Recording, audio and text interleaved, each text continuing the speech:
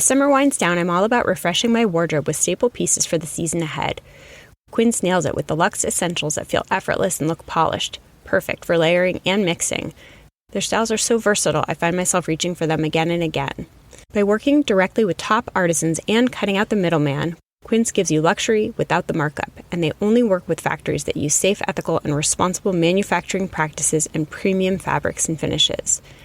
Recently, while traveling, I found myself texting my POTC co-host to let them know that I was wearing my pink flowy Quince sweatpants and feeling both cute and comfortable. So join me in elevating your fall wardrobe essentials with Quince. Go to quince.com/POTC for free shipping on your order and 365-day returns. That's QUINCE.com/POTC to get free shipping and 365-day returns. Quince.com/POTC.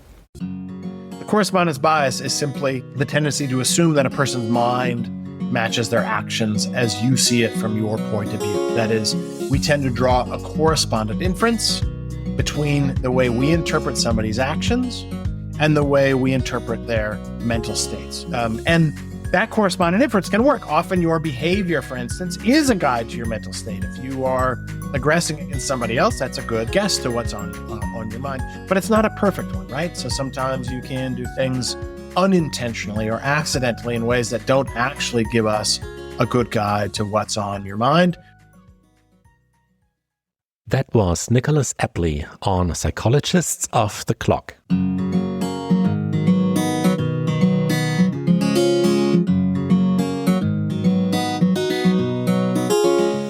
We are 5 experts in psychology here to bring you cutting-edge and science-based ideas to help you flourish in your relationships, work, and health. I'm Dr. Debbie Sorensen, a clinical psychologist practicing in Mile High, Denver, Colorado, author of Act for Burnout and Act Daily Journal. From America's Heartland, I'm Dr. Emily Edlin, a clinical psychologist based in Chicago, Illinois, and author of Autonomy Supportive Parenting.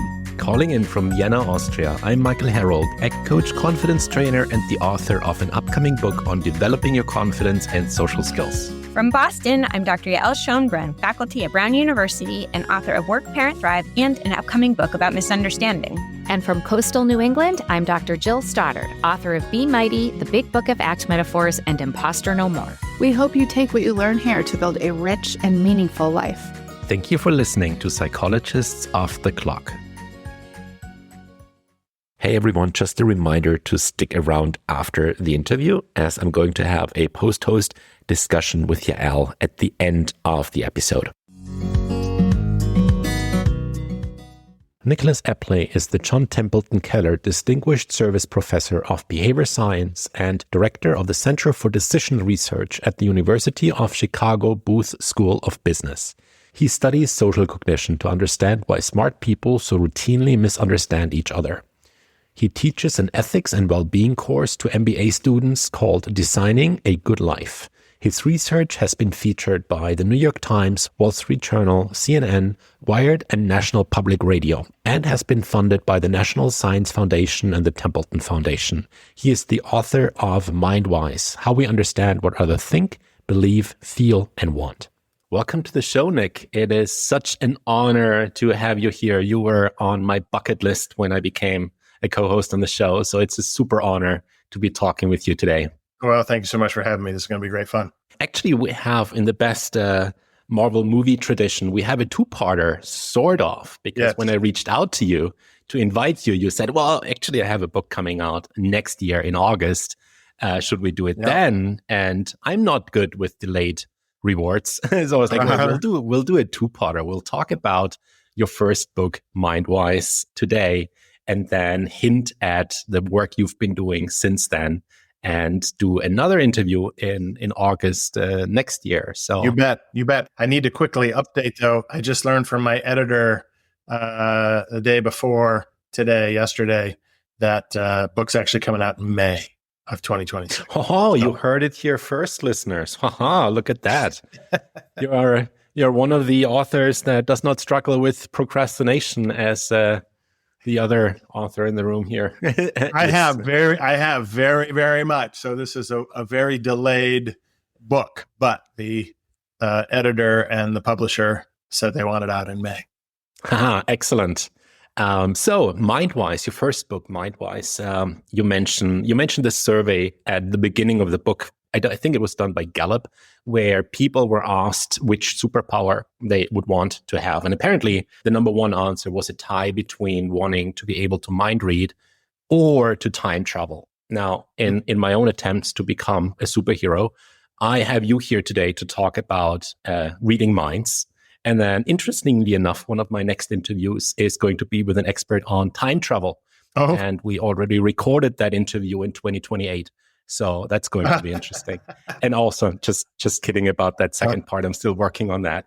But tell me, Nick, about our human sixth sense of this ability to read the minds of others, because apparently we seem to be the only species out there doing that to a certain degree of success. Yeah, that's certainly true. We're not the only species doing this, but we are among the most sophisticated on the planet as far as we know. We have a brain that's particularly fat above our eyes. Our neocortex is about 3 times bigger than our nearest primate relative to the chimpanzee. What psychologists and neuroscientists have learned is that a lot of that neural capacity that's there under our hats is really dedicated to social stuff, is dedicated to social cognition, thinking about other people, and in particular, thinking about the minds of other people. And this turns out to be a remarkable ability. It really is what makes us unique on this planet. And it's remarkable because you cannot actually see a mind. You can't hold a mind. You can't feel it. You can't touch it. You can't poke it. A mind is invisible. A mind, in fact, is really an idea that we have, or psychologists often refer to it as a theory that we have about how people operate. We are essentially intuitive psychologists. And so we develop these really elaborate theories about how we and other people operate based on how our minds work. And that turns out to be a really helpful thing for us to do, because if I have good theories about how your mind works, then I can anticipate what you're going to do before you actually do it. And I can understand why you're doing something right now when I see you doing it. That is, I can understand your behavior. I can interpret why you're doing something, what your intention might have been, what your goal might have been. And I can predict your behavior before it actually occurs. So if I know that you are hungry, I can predict that if you and I went over to the house, you would peek in the fridge for something to eat, right? Before you actually did it. And those abilities to think about the minds of others really are beneficial because they allow us to cooperate and connect and coordinate with other people. And that is the essential skill for survival on this planet for us. So, like, reading minds, apparently, brilliant adaptation, but it does seem to fall short. So where does this work, and where is our ability to read the mind of others somewhat faulty, or to hint at it, maybe a little bit over enthusiastic? So it's not that we're terrible at this, but we're imperfect. It's a little bit like listening to music over your phone. That's just on the speaker on your phone. It's okay. The sound is okay, but it's not great. And so when we actually dig into how accurately you can understand the minds of other people, it's far from perfect. And some of that just comes from the fact that it's a really, really, really hard problem, right? My wife's intentions aren't transparent to me, right? My students' motivations or desires, or whether they're telling me the truth or lying. Sometimes they're trying to actively mislead me. People are, right? And that makes these problems especially challenging. Sometimes we want to know the minds of people that we really don't have access to. What's going on in the mind of a president, say, or some foreign leader, right? We're just truly guessing at that. And that just makes it a really, really hard problem. And so when psychologists look at how good we are at this, it's not that we're terrible, but it's the common finding is that we're not nearly as good at this as we think we are. Yeah, we overestimate how you would overestimate, to use your example from before, you would overestimate how sure you are about me being hungry. Yeah. You'd be very sure about your assessment of my belly situation. And that is like inherently the problem, that we overestimate how good we are at this. And This also includes the closeness communication bias, right? Mm-hmm. Where especially when it comes to people that we are close to and that we know quite well. Can you explain how this counterintuitive thing comes, where this comes from? So, the important thing to understand is that our senses about how good we are at understanding other people comes inside our own head. We're not actually getting great feedback about how good we are at this. And so we use things like general beliefs, right? I've been married to my wife for 29 years. Upcoming August 10th is our anniversary. Be married for 29 years. We've been together a long time. I think I know my wife really, really well. And in many ways I do, but I tend to use that belief then, that general belief, to guide my belief about how well I can understand her in any given moment. And it's not always such a great guide to that. We tend to overgeneralize. So what we find in some of our work is that people assume that they are better able to communicate, for instance, their emotions to somebody they're close to, say a friend or a partner, than to a stranger, because they assume not only are they better at communicating, but they also assume that their partner knows them better than a stranger does. So they think they're communicating better, even in context, in fact, where there's no difference in how well you're communicating. And that leads you to believe that you're communicating to close others sometimes better than you actually are, to be even more overconfident with people you're close to than people you're more distant from. Let me describe one experiment that I think highlights that pretty well. This was an experiment where we had married couples come together at the Museum of Science and Industry in Chicago, and we separated them into two rooms, and we had one member of the pair. These couples on average knew each other were married for 10 years or had to been in together in a romantic relationship for 10 years. One as long as 49 years. Some were not together for that long, just a few weeks, but on average 10 years they'd been together. So these people who know each other really well. One person in one room was given 20 questions, 20 statements, and asked us to indicate the extent to which they agreed or disagreed with each statement. And the other person was asked to predict how their partner would respond, on that scale. And then we just compared the two together. We also asked the predictors to guess how many out of 20 they predicted exactly right. So these are things like, I often feel our family's too heavily in debt these days. Or I would rather spend a night in Paris than in London. Or if I had to live my life differently, if I had to live my life over again, I sure would do things differently.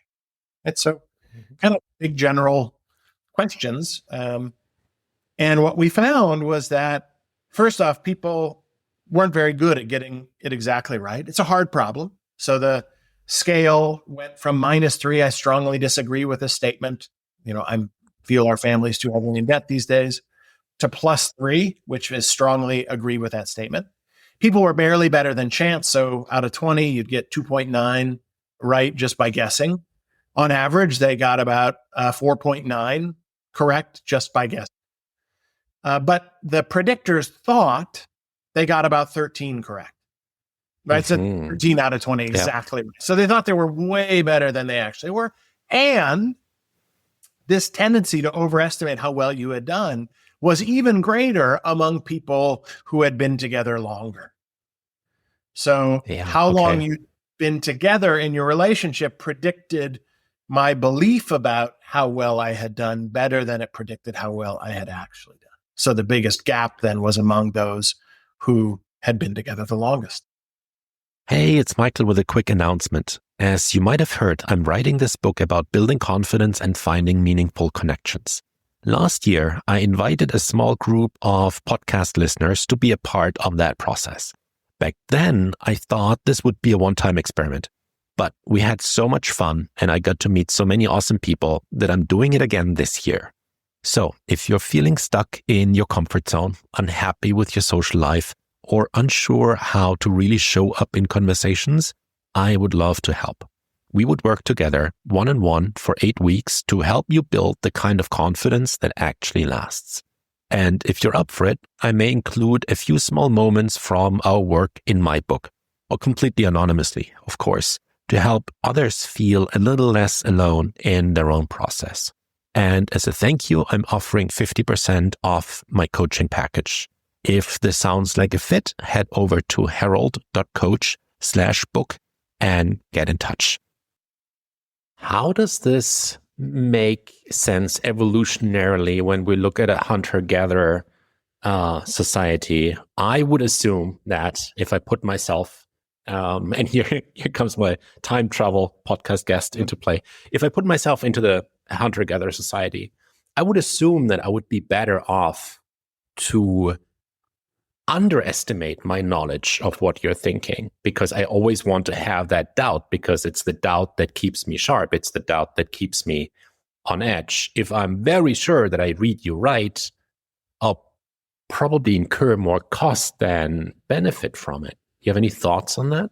So I don't know. I struggle a lot with evolutionary mechanisms to explain moment-to-moment human behavior, right? So evolution can really speak to kind of big aspects of reproduction and longevity, but often it's over-applied, or we don't quite know how to apply those mechanisms to moment experience.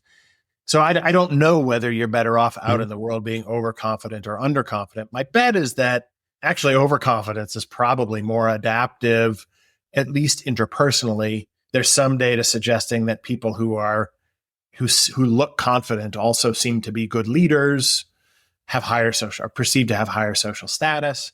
And it's also the case that in daily life, our mistakes are sometimes corrected in conversation and communication. You catch yourself. Not always, but sometimes you catch yourself. So I'm not sure which direction it would run. What I know is that the reason why we're overconfident is that this system that we have, the sixth sense that we have of social cognition that allows me to step into your shoes, operates really quickly and easily, almost as easily as we breathe, as fast as we blink our eyes. I can jump to a conclusion about how trustworthy you are just based on an image of you alone in about 50 milliseconds. It operates remarkably quickly.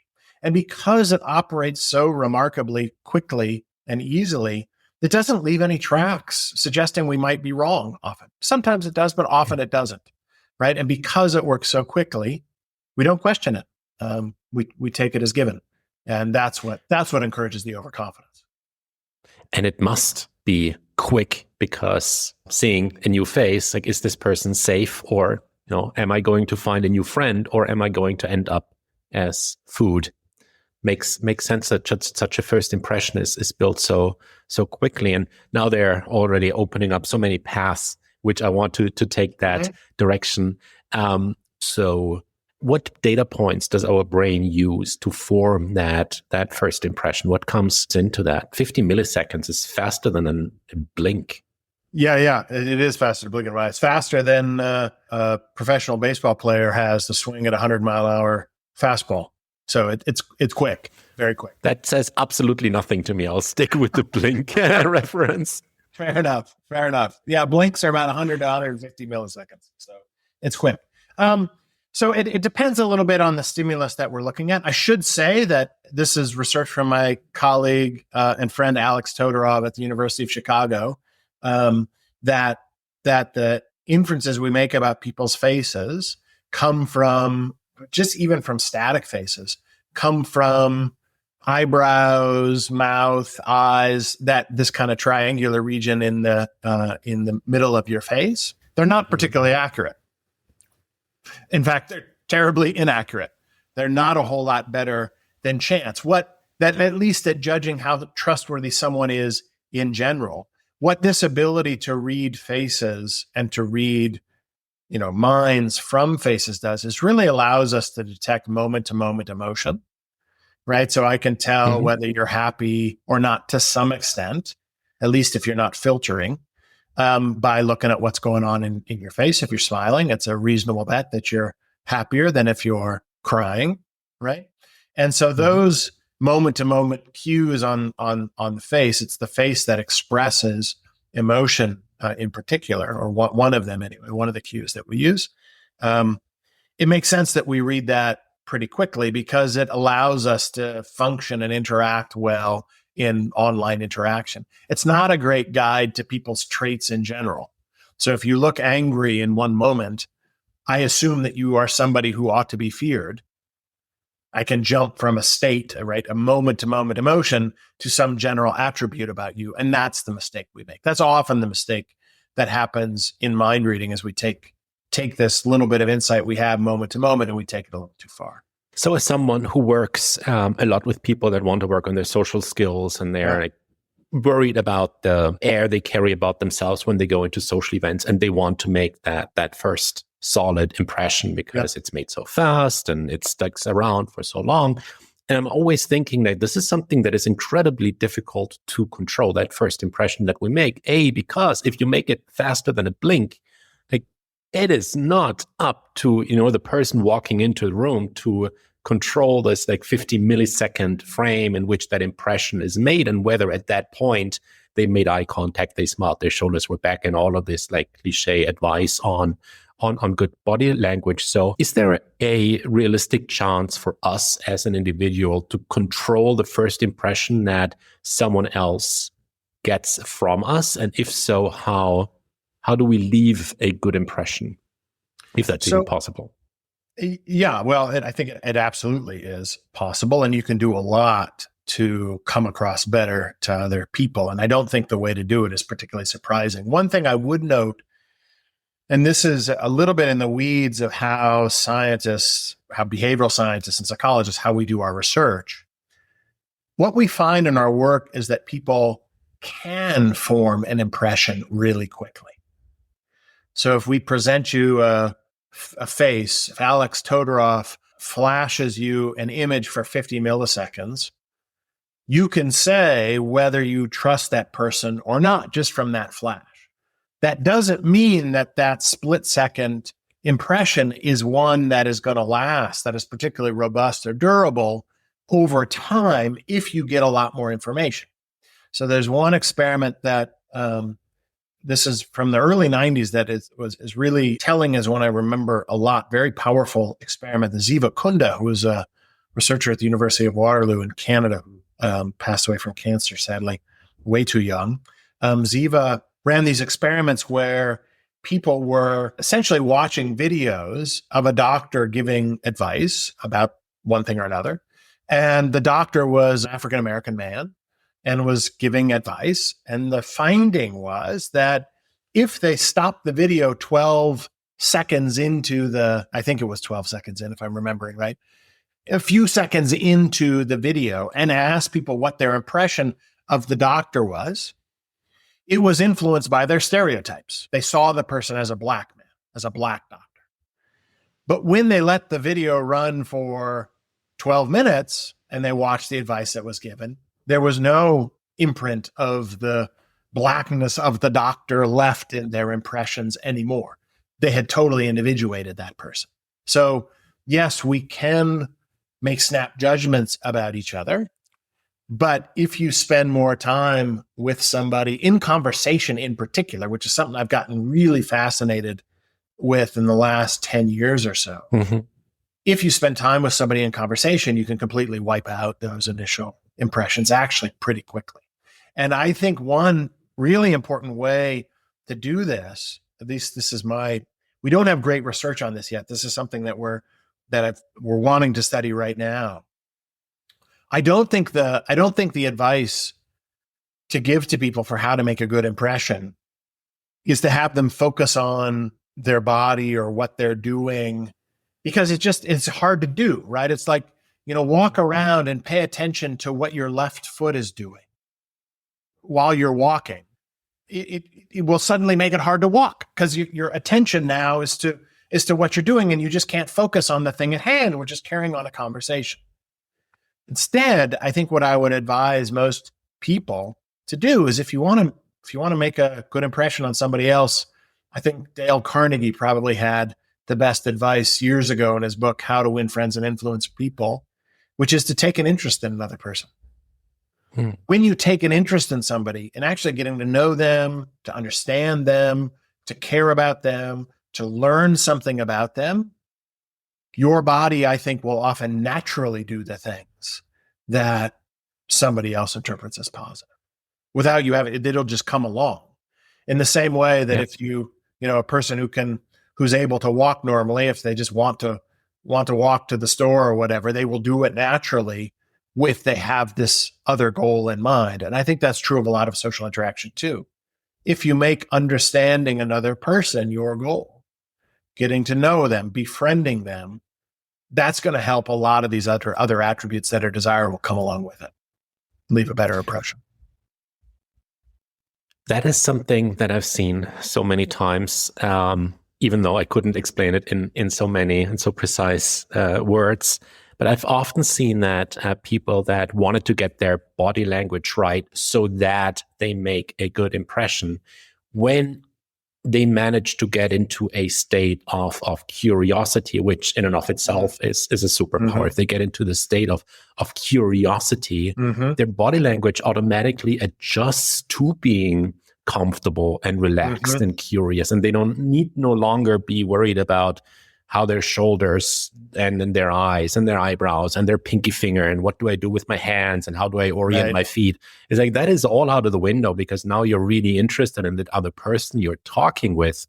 And because of that internal state, your body just automatically takes care of the rest, and not in a mechanistic way, but in a very natural way that isn't faked.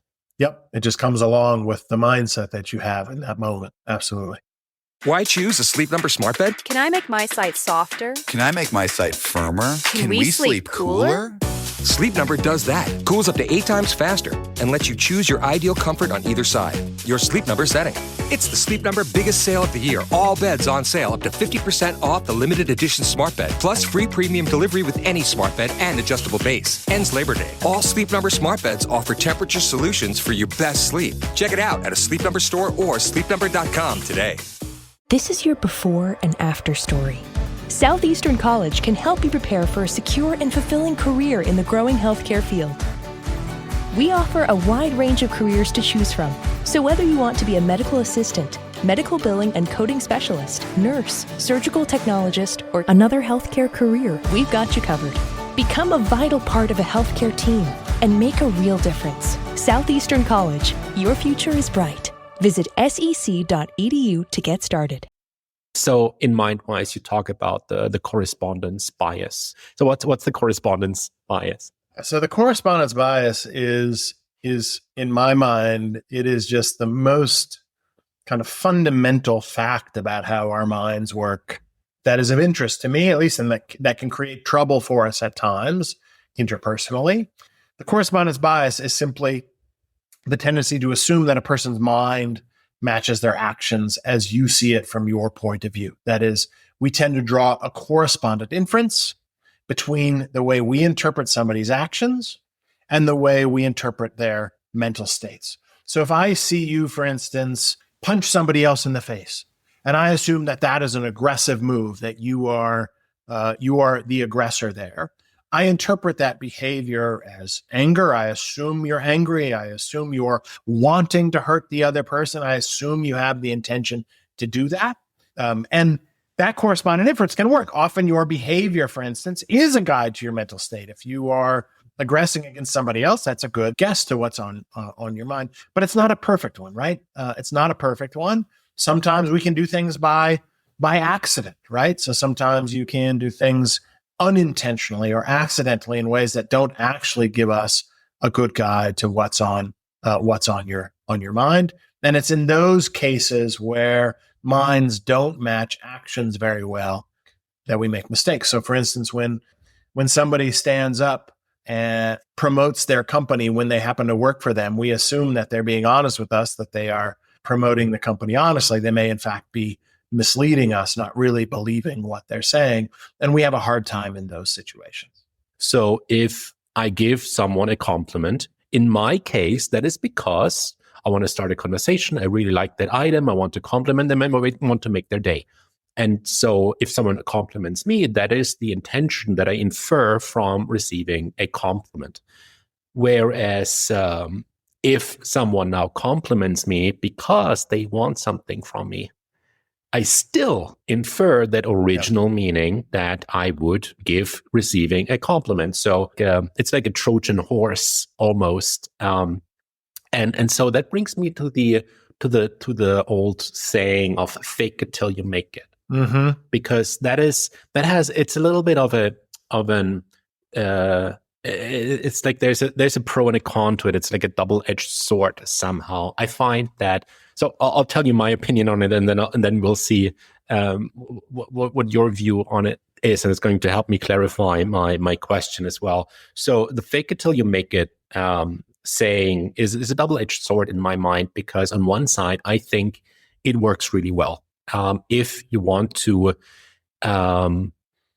do something, you start with the behavior first. Mm-hmm. You don't start with feeling like it. You don't start with actually having that emotion. You start by doing it. So if you want to be confident and curious about the person you're talking with, you don't start with those emotions. You start with how would that actually look like behaviorally if I did, which is my interpretation of fake it till you make it, which I think is the pro. But fake also has this negative connotation to it. So when I tell people fake it till you make it, that fake it stands in the forefront of their mind. They're like, well, faking it, that's not good. Like, I shouldn't be doing that. So that's why in my mind, unfortunately, that saying doesn't work as well as it could. But would I be correct to say that because of that correspondence bias, when you step into a social interaction and you show up curious and with confidence, whether you are curious or are confident, or whether you're air quotes faking it, would that correspondence bias lead the recipient of that behavior to say, oh, I'm actually talking with someone who is confident and curious, because they infer our internal state from the behavior that they see us bring out into the world? Absolutely. Yeah, that's exactly a manifestation of the correspondence bias, and in fact is one of the ways that psychologists document this. One of my favorite experiments in this world, in this research literature, is actually Dan Gilbert's doctoral dissertation. One of the experiments in his doctoral dissertation, he's a psychologist at Harvard, and they ran these. One experiment was one where people were essentially in a dialogue with each other, sort of. So they had one person in each dyad, randomly assigned to be the questioner, and the other person assigned to be the responder. So, Michael, let's say you were the responder, I'm the questioner, and they gave the questioner questions to ask the responder about themselves. So I would ask you, do you think I'm a smart person? And then you, Michael, would have a script. I know you have a script you are then reading from, and I press a button to tell you to give one answer or another answer. And one of the answers is either nice. You would say, yes, Nick, I think you are very smart. And one of the answers is not very nice. No, Nick, I don't think you're that bright at all. Right? Now, I am telling you what to say by pressing the buttons. And I know what I am telling you to say. Nevertheless, what Dan found at the end of this experiment was that if you asked me, the questioners, how much they liked the responder, they liked the responder more when they told them to flatter you than when they told you not, right? Which, I mean, it's laughable, right? But that's the fact of the matter. Just tell me you love me works, it turns out, because people tend to take others' behavior kind of at face value, and assume that they mean what they say and say what they mean. So yes, false flattery will get you everywhere because of the correspondence bias. But the fake it till you make it thing will also work. If you act like you are confident, people will assume you are confident because that's what they see. There's another thing I want to follow up on here, though. The reason why the correspondence bias is potentially problematic is because we can't always appreciate how much the context somebody is in is affecting their behavior, right? We tend to assume that somebody's behavior in a given situation is telling us something about them rather than something about the context they're in. And often it's the context that we're in that matters a lot. I remember experiencing this personally myself in a very visceral way. When we were we were in remote Africa. We were in Ethiopia. We adopted 2 children from there, Haptamal and Sion. And I remember it was the most foreign place I've ever been. We were out essentially in the jungle. going to see where the kids were born and to meet some of their extended family. And I remember we were driving through the jungle, essentially in a Jeep driven by somebody else because the roads were terrible. We're driving by all these all these people standing alongside essentially a trail in the woods. And I remember feeling like such a foreigner because they all looked at me just dead-faced, like I was an alien invader of some kind. I've never felt quite so uncomfortable in my whole life as I was in that moment, like an alien invader coming into this place. And all these people, they looked like they kind of hated us as we were driving along this trail because they just looked at us with a totally dead expression. And as I was going along, I was inferring this was something about them, but as I was going along, I had this realization that, wait a minute, they're not smiling at me, but I'm also not smiling at them. Like I had a dead expression as well. Yeah.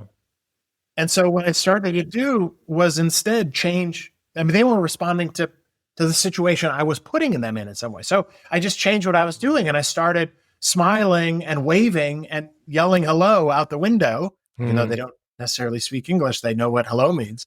To everybody we passed. And it was like I'd flipped a switch. I mean, the power of that, the people we were passing just changed dramatically. Now they're smiling and waving out of their houses. They're running out to the yard to wave at me as I was waving at them, right? What I had failed to appreciate, that their behavior was determined in part by the situation I was putting them in.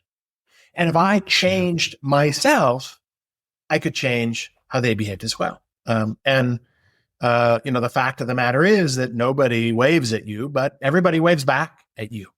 Everyone waves back, yeah. I have kind of like the counterpoint experience to that almost every winter, because I have this like winter hat that is big and it's fluffy and it looks like the head of a cow. It has a huge fluffy nose. It has fluffy horns. It has fluffy ears. It has 2 eyes. And I put that thing on when it's cold out there. And then the weirdest thing happens every winter. It's like people are smiling at me and they're laughing. And then I see my shadow because I'm going past the street light and I see like a cow head, like cast as a shadow. And it's like, yeah, that's why. Yeah, so it's almost like the opposite of where I'm getting smiled at and I don't see the context that I actually put others in. So beautiful segue into creating this friendly atmosphere with others. You ran a couple of experiments that I quote in almost every workshop that I do, where one was the train commuters, if I believe in the Chicago trains, talking to people sitting next to them. And the other was small talk with baristas in coffee shops. I'm sure you did many more of those experiments, but those are the two that I mention so often. Could you walk our listeners through what you did in those experiments and what your findings were? Yeah. So in the train studies, or also in buses and cabs, those experiments stemmed from an observation that I made one morning that was kind of like the one that I just described making when we were in Ethiopia. That just struck me as a total puzzle one morning. I was writing. In fact, I was writing at that point. I was editing the opening chapter of Mindwise, where I describe how we've got this unique capacity to connect with the minds of others, how connecting with others makes us happier and healthier and more successful and live longer and all of these good things. And yet every morning on my train, I would get on to the commuter train going into Chicago. I live on the south side of Chicago, and I work at the University of Chicago where I'm a professor. It's about 30 minutes away into Chicago. Everybody gets on the train in the morning, highly social animals with brains uniquely equipped for connecting with the minds of others. And everybody sits there and essentially ignores each other. That's what I saw day after day after day. And it struck me as a total paradox. Why on earth are we doing this? If we've got this capacity, this amazing capacity to connect with others, and it makes us happier, why aren't we doing it? And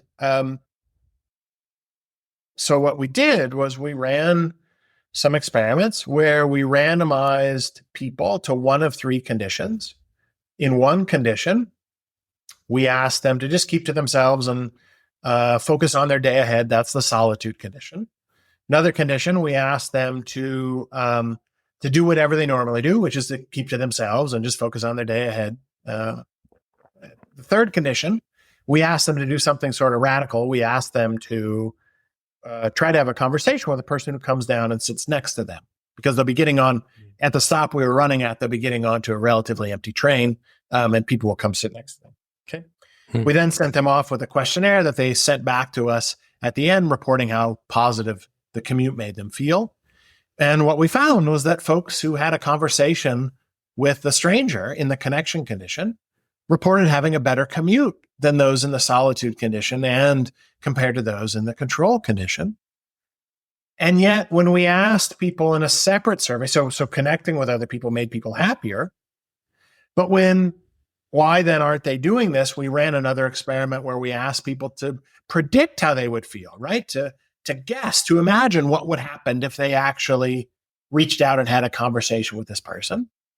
And when they used their mind reading to imagine how the conversation would actually turn out, they thought it would be pretty bad. And as a result, they actually thought they would be the least happy in the connection condition than in the solitude, compared to the solitude condition. So their expectations were precisely backwards. They believed that if they tried to engage with another person, it would be less pleasant than keeping to themselves. And they were just wrong about this. And one of the reasons for this speaks back to the correspondence bias, which we talked about earlier. What we found was that people tended to believe that others on the train didn't want to talk to them. It wasn't that they misunderstood how much they might enjoy the conversation. It's that they looked around, nobody was talking, and they assumed that nobody then wanted to talk because they weren't talking. Well, just like the folks alongside the road when we were in Ethiopia weren't waving to me because I wasn't waving to them first. People looked around, they weren't talking to other people, but they assumed other people didn't want to talk to them rather than I just am not talking to them, and that's why they're not talking to me. So once people tried, almost everybody talked back to them, and the conversations tended to go quite well. Surprisingly well. And when you sent those people onto the train, did you give them a script of what to say, suggestions of what to say? Because in my experience, when you tell someone to talk to someone else, their first question would be, but what do I even say when I do this weird thing of talking to a stranger? So we didn't give them instructions on what to talk about. We said, try to make a connection, try to get to know the other person. So that was all we said. How they actually do it, that was totally up to them, right? How you have a conversation with someone is going to vary from one moment to another, depending on the context you're in. And so there wasn't anything specific we told them to do other than we gave them the goal of trying to connect with this person in conversation. People thought that would turn out poorly, and they were just wrong about that. I think this is a little bit like what we talked about earlier when we were talking about body language. How in conversation or in these social interactions, if you focus on just trying to connect with this person, just taking an interest in this person, being curious about this person, trying to connect with them, the words will flow. I think most people are much better conversationalists than they believe they are. The words will flow depending on the context that you are in. It's wrong, I think, to focus on the specific words. What you want to focus on is the goal, which is, I'd like to get to know you a little bit better. Tell me about that tattoo on your head, Michael. That's what I would open with. Yeah, interesting. And you're not the first one to open a conversation like this, which, by the way, and this is going to take us into probably a conversation we're going to have in May, is I love to give people an easy in when they want to talk with me, and one that I control. So, for example, my tattoo is one thing, but I didn't get a tattoo so people would start talking with me.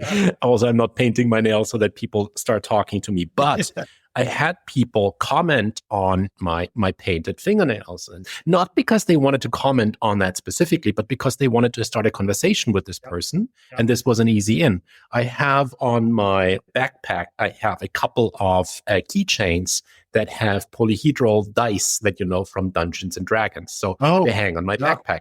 I was at my dentist. My dentist walks in, sees the backpack, sees the dice, and goes like, "Oh, you're playing Dungeons and Dragons." And it's those like very easy ins that just, if someone wants to talk with me, they're not struggling to find a topic to open, even if it's just like, what kind of weird dice do you have there?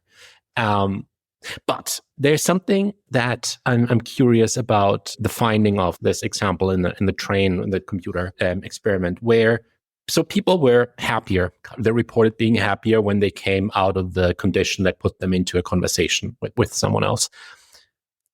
Were you able to determine what the factor that created that was? Was it the human connection? Or was it maybe also the novel experience or the adventure, maybe even the removal of the aversive stimulus of, oh, crap, I have to talk with a stranger. I hope that's over at one point. Yeah. So let me just say, first off, novelty alone is not enjoyable. So novelty alone is not fun. So when we first published this, or when we finished running this experiment, it was actually before we published the paper. I wrote to Metra. I talked to the folks in Metra, the train company that we were running this through, and they told me that they were about to start a new campaign on all of the trains. We were going to start a quiet car campaign where they put a single car on every line, or a single car on every segment of cars, where a quiet car where you can't talk to anybody. It's meant to be absolutely quiet. Oh, okay. Right? And so I wrote an op-ed in the Chicago Tribune about this, pointing out our experiments and how, this doesn't seem to align with our research very well. People think they're going to be happier if they keep to themselves. In fact, they're not. And I remember, you should never read the comments section from your anything you write, anything you publish that shows up online. But I did in this case. And one person wrote in and said, if Professor Epley likes noise so much on the train, maybe he should strap himself to the front of the engine and see how much he enjoys it. Right? Now, that would be novel. That would be different, right? That would also be miserable. I don't think we have to run the experiment to find out that novel experience alone wouldn't be great. So novelty alone isn't enjoyable. However, the novelty of these situations is also correlated with your beliefs about how positive these things will turn out. So there's kind of always a confound here. So Michael, if you think talking to strangers is going to be pleasant, you'll talk to strangers and you're going to generally find out that you're right about that. If you think talking to strangers is going to be unpleasant, you won't talk to them and you won't find out that you could be wrong. Mm-hmm. So we naturally have this confound with novelty and these beliefs that we can't rule out, but I don't think it's novelty alone that's producing the effect. We do know that it's not something that just shows up on the train. So I do experiments like this now just all the time. Every incoming MBA student at the University of Chicago now sits down and has a deep conversation with another person as part of an experiment in their orientation session. And talking to each other is what they do, right? And yet they dramatically underestimate how positive that conversation is going to feel, particularly when it's a deep conversation. So we see this effect showing up a lot over and over again. And I think it's not about the novelty. It's failing to appreciate what conversation, not being able to anticipate what conversation is actually going to do in the long run to connect us with another person. There are attributes in conversation, dynamic processes that are hard to represent or even to think about mentally that connect us with each other. And our expectations just aren't sensitive to those things, those attributes. And that's, I think, why we underestimate how much we're going to enjoy talking to strangers. It's the talking part. Wow. Well, beautiful. And given how many people I've sent out there into the world to start talking to people they don't know, and the amount of grinning faces I had coming back to me after that, yeah. I can attest to the power that comes with talking to people next to you, even if it's just a hello. Yeah. or even a high five in or passing. Wave or whatever. Yeah, absolutely. So, Nick, unfortunately, we've come to the end of our time together, at least for this year.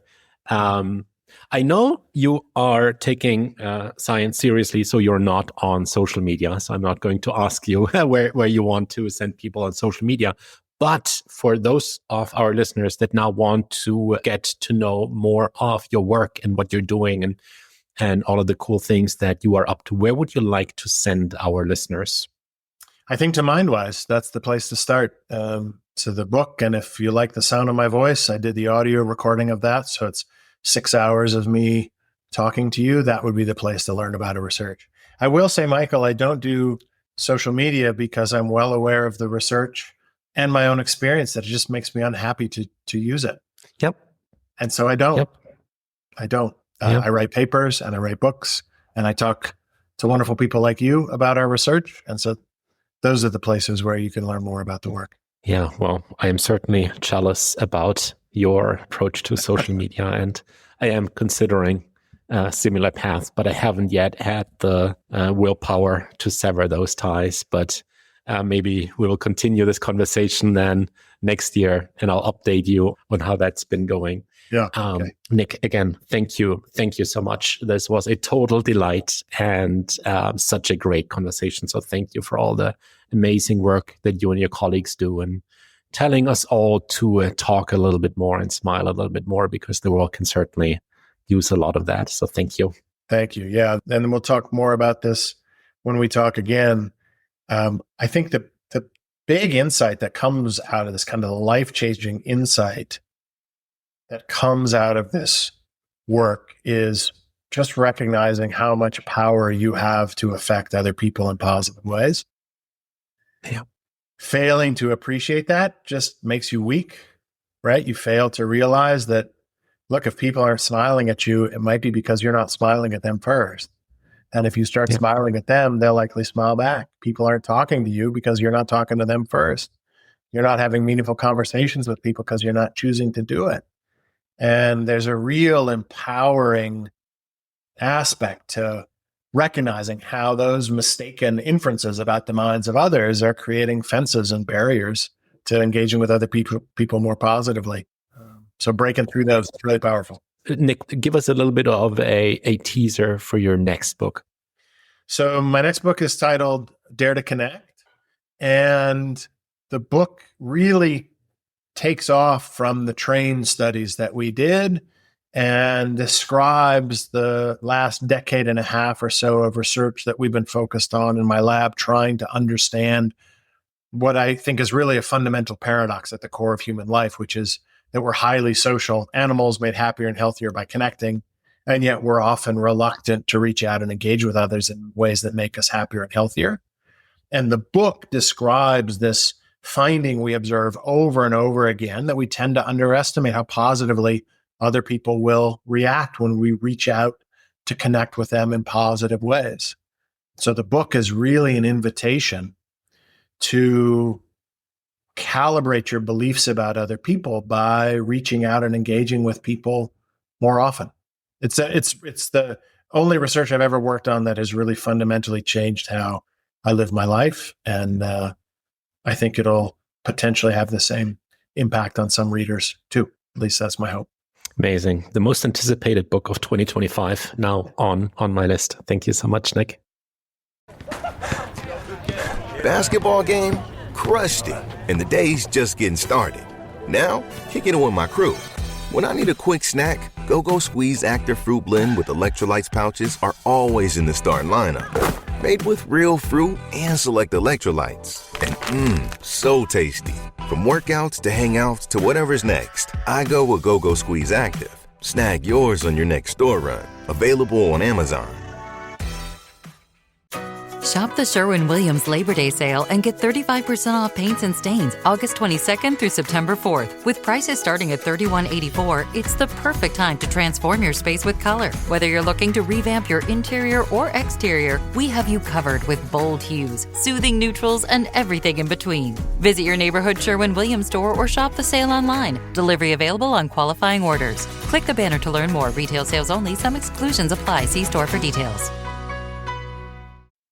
And now I am going to turn this over to my co-host, Yael Schönbrunn here for our Potsy post-host discussion. Yael, we are both Nick Epley fans. We have Nick Epley t-shirts, hats, costumes. We dress up as Nick Epley for Halloween. We're the biggest fans. What were your thoughts on my discussion with him? Oh, well, I love his research, and I have heard him on other podcasts and read a lot of his work. So I already had the sense that he was just a super nice guy. So I was really delighted to find that that was true in your conversation with him. But being the research nerd that I am, I have certain researchers whose work I follow. So every couple weeks, I'll go on Google Scholar and look up their names. And he is like top of my list because his research is always so interesting and relevant to our everyday relationships.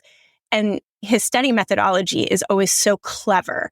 And the way that he writes his articles is just so engaging. And Mindwise is really one of my favorite books. I highly recommend it. And interestingly, it was one of the comps for my book because his research, which is more in the general social psychology realm, has so much relatability to what happens in long-term close relationships. And so one of the things that I think is really, really fun is how some of the ideas that he explores through his research can really show up in the couples therapy room. And actually, I talk a lot about his research as I'm treating couples. And in one particular way, I think about this sort of the bias that rules them all is the overconfidence bias. And he kind of talks about this in the context of correspondence bias, closeness communication bias, as you guys heard in this episode. But the thing that is so tricky about all of our cognitive biases is that we don't experience ourselves as being biased. Instead, we experience ourselves as being right. And what he talks about, specifically what he talked about in the closeness communication bias, is that one of the challenges in close relationships is that the longer we're with somebody, the more overconfident we get. Yeah. And yes, we do get more information, but the distance between the information we have and the overconfidence about how perfectly well we know the other person grows. And that's the thing that we need to recognize in our close relationships. Nick writes in Mindwise that something that happens with stereotyping people is that we get the direction of the difference right, but we get the distance wrong. So what would be something horribly stereotypical that I can now throw out? Let me be self-deprecating in my humor and say that a stereotype for Germans would be that they are organized. And people get that stereotype right following Nick's, what Nick describes in his book. Like, people get it right. Germans are more organized, but they vastly get it wrong how much organized they are. It might just be like 3% more than everyone else. If you look at me, it's more of a negative vector. Is it the same with those close relationship biases as well? That we get I would get like right in which direction my partner would tend to go, but I get the value is off. Yeah. So I think yes, although I do have to sort of qualify it and say it's a good research question, and I don't off the top of my head know about what the research says about like the distance, but just clinically speaking, you might have one partner that says, to my partner are always so emotional. And that might be true. Like, the partner may be more emotional than the person who's making the observation. But it's probably also true that they're often very logical, that they can manage their emotions in lots of contexts. And so I think you're absolutely right. And what that kind of reminds me of in acceptance and commitment therapy, we often talk about people getting kind of rigid about these always or never kind of labels or rules that they develop. And so as you're saying, like, it might often be true that somebody is more emotional or overly logical, but it's probably too firm to say the always or never. And so the direction is right, but we sort of get too rigid about how firmly we attach the label or the rule to somebody's behavior. One other question that you had asked him that he very scientifically said he doesn't have an answer for, because as Annie Duke told me during our interview when I had her on to talk about her book, Quit, most evolutionary explanations for what we see about people's behavior are what she calls just so stories, right? They're after the fact. We can't test them experimentally. Yeah. But I have often wondered what is evolutionarily adaptive about this one bias to rule them all, this overconfidence bias, where we think we're right even when we're very often wrong. And I think my explanation comes down to the fact that if we were in touch with all the things that we cannot know, that we do not know, it would paralyze us, right? This idea that we can guess at other people's meanings, at their intentions, at what they want in life, at what their behavior signifies, allows us to move through the world with confidence. And if we weren't able to move through the world with confidence, we wouldn't move very much, and that wouldn't be very adaptive. And so part of what I think my explanation gets to is like how pervasive this overconfidence bias is can maybe be explained by the fact that if we were aware about all the holes in what we understood about ourselves and other people, it would be paralyzing. And so one of the things that we need to kind of contend with then is that we operate with an overconfidence that feels true, and we can't undo that. But what we can do is use helpful tips from psychological practice to kind of manage it and sometimes override it. And one of the things that is quite helpful, just as a tip, is to like engage in curiosity and intellectual humility, recognizing that we're always going to come back to this sort of baseline of being overconfident. And so can we develop a practice of being curious about what we don't know as well as we think we do, or of being more intellectually humble, and see that as a practice rather than as something that's going to come naturally? That is so interesting because here's a double coincidence. My next interview that is going to air after the Nick Epley one is with a lady who wrote a book about dealing with uncertainty.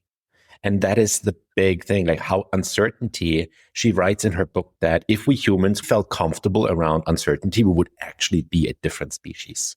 Which, yeah, because we don't deal with that well. And the second coincidence with that future guest is that she's actually, I kid you not, an expert on time travel. But that was not planned at all. That just came out during our conversation. Maybe you planned it in the future. Maybe we planned that in the future. Yeah, true. Who knows what's going to come? Anyway, we might be talking ourselves into a space and time disruption here that's going to break the universe if we're not careful. But about the curiosity thing, like curiosity is one of my study interests. Further research must be done on the topic of curiosity. That's part of my Tinder profile. And one of the most important things about curiosity in my line of work, where I work with people that deal with anxiety, social anxiety, starting conversations with people and like getting in touch and being more social, is that when they're held back by their perceived anxiety, curiosity often can come in and push that out.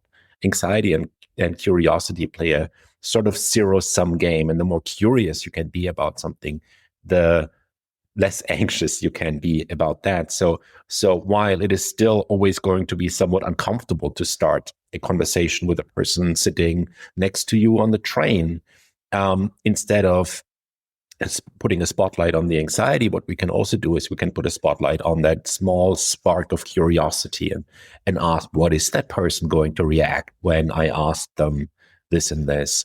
What might they be thinking when I do this? What holds me back, bringing the curiosity onto me? What holds me back from just saying something right now and starting that conversation?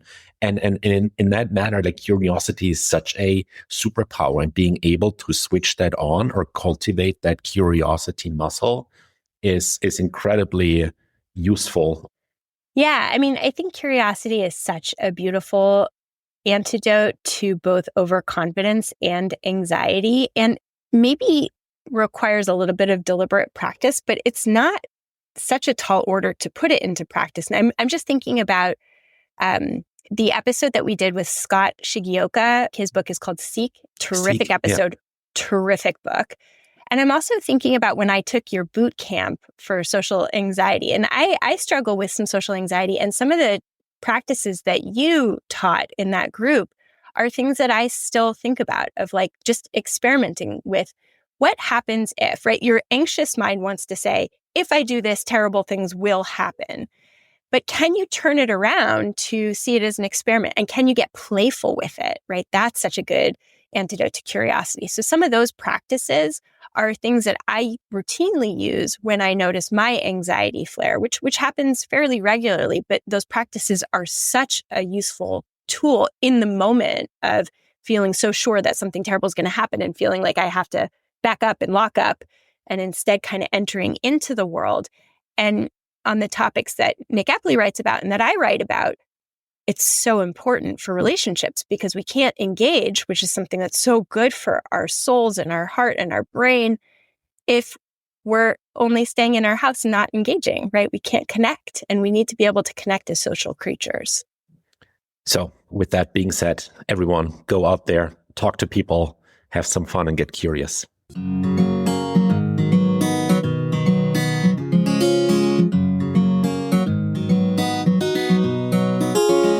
Thank you for listening to Psychologists Off the Clock. You can now listen to our podcast ad-free by becoming a supporter on Patreon. You can link to Patreon on our website or go to patreon.com/offtheclocksite. If you enjoy our podcast, you can help us out by leaving a review and sharing this episode with a friend or an enemy who would enjoy it. You can get more psychology tips by subscribing to our fabulous newsletter on Substack. Or if you're still addicted to social media, find us on Instagram and LinkedIn. We'd like to thank our rockstar production manager, Jadine Stout-Williams. Now for the boring part. This podcast is for informational and entertainment purposes only and is not meant to be a substitute for mental health treatment. If you're looking for mental health treatment, please visit the resources page of our website, offtheclockpsych.com.